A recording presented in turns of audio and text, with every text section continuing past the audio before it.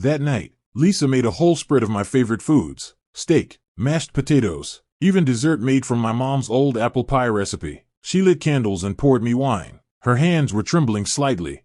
I cut into my steak and said nothing. She knew that I knew. It had been too obvious this past month, the nervous look on her face when I checked phone records, the sudden spike in late nights at work, the red mark on her neck she said was an allergy. "John," she said softly, setting down her knife and fork, "we need to talk." I looked up at her. Her eyes were already red. As always, her acting was flawless. "I did something wrong," she said, tears falling right on cue. "David and we got too close." David, her coworker. I'd met him twice, with brown hair, glasses, always wearing a gentle smile. "What do you mean?" I asked. My voice was so calm it surprised even me. "It was emotional," Lisa said quickly, reaching for my hand. I pulled it away. "Just emotional. I was lonely. You've been so busy with work. We haven't really talked in so long." David listened to me, understood me.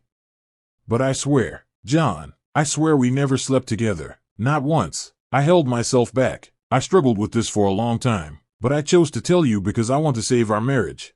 She cried harder, shoulders shaking. "I know you've been suspicious lately. That's why I'm telling you. I only hid this part because I was afraid you'd misunderstand even more. But physically, I'm innocent. Please believe me." I looked into her eyes, so blue, so sincere. In 7 years of marriage, I had never seen her blink when she lied. Maybe she really hadn't. That night, I couldn't sleep. Lisa slept in the guest room, saying it was the punishment she deserved. I checked her phone, checked credit card statements. Everything looked normal. Too normal. Maybe I really was being paranoid. Maybe the marriage could still be saved. 3 days later, my phone rang. An unfamiliar number. "Is this John?" "This is Emma, David's wife. We need to talk."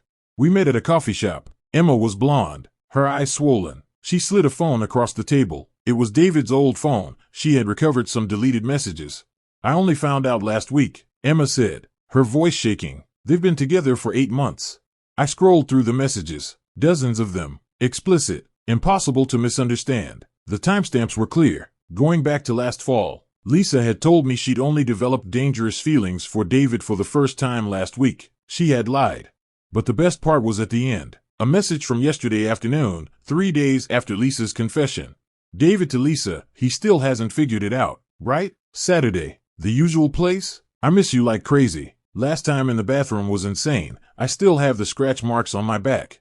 Lisa replied, "Be careful. Don't text carelessly. I'm handling it." Emma looked at me. I confronted David. "He said your wife was the one who pushed for it. Always her. He said he was even a little scared of how obsessed she was." I thanked Emma and drove home. My hands were steady. My heartbeat was calm. Sometimes the truth is like ice. It numbs you before you feel the pain. Lisa was arranging flowers in the living room. She turned and smiled at me. That well-practiced, remorseful smile. "Let's go out for dinner tonight," she said. "Really talk about our future." I placed my phone on the coffee table. Screen lit up, showing the bathroom message. Her smile froze. The flowers slipped from her hands, water spilling across the floor. "John, I can explain." "No need," I said. "I already talked to Emma. Funny thing is, your story and David's don't match at all. You said it was emotional. He said you've been sleeping together since last October. You said you held back. He's got scratch marks on his back. You said you were in pain. He said you were obsessed." Her face went white. "I'm not here to hear you patch up lies," I continued. "I just want to ask one thing. When you sat here crying, saying you'd only hidden the emotional affair, you knew I'd believe you and you'd be safe, right? You filtered the information, performed your remorse, used part of the truth to block my questions. Is that it?" She opened her mouth, but no sound came out. The tears now were real, but too late.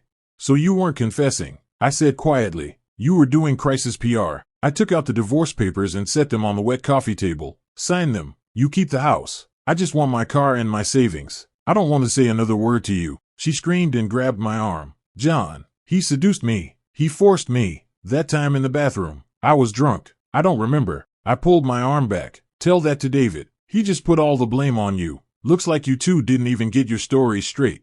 I picked up my coat and walked to the door. I glanced back one last time. She was collapsed on the floor, surrounded by scattered flowers and water stains. That beautiful face was twisted, stripped for the first time of any carefully calculated expression. It was pure panic. "You know what, Lisa," I said. "If you'd said nothing, I might have kept digging slowly, hurting longer, and maybe in the end I would have listened to your excuses. But you admitted part of it first, turned confession into a strategy that told me that the moment you were suspected, you chose manipulation over honesty. I will never be able to trust you again, ever." The door closed. Her sobs were shut out on the other side. 6 months after the divorce, friends told me how Lisa was doing. She'd lost her job. David had cut off contact and transferred to another state. She tried reaching out to me a few times, leaving messages saying, "At least I tried to confess." But I never replied. She didn't understand. When confession becomes calculation, it's more deadly than silence. The half-truth she offered wasn't meant to save anything. It was meant to cover a deeper lie, and that lie swallowed her last chance to ever be believed. Now, every time I pass that coffee shop, I think of the phone Emma pushed across the table, those explicit words, and the carefully practiced tears Lisa shed in front of me. Trust is like glass. Once it's shattered, it's shattered. You can say only half of it broke, but the remaining half will never hold anything again.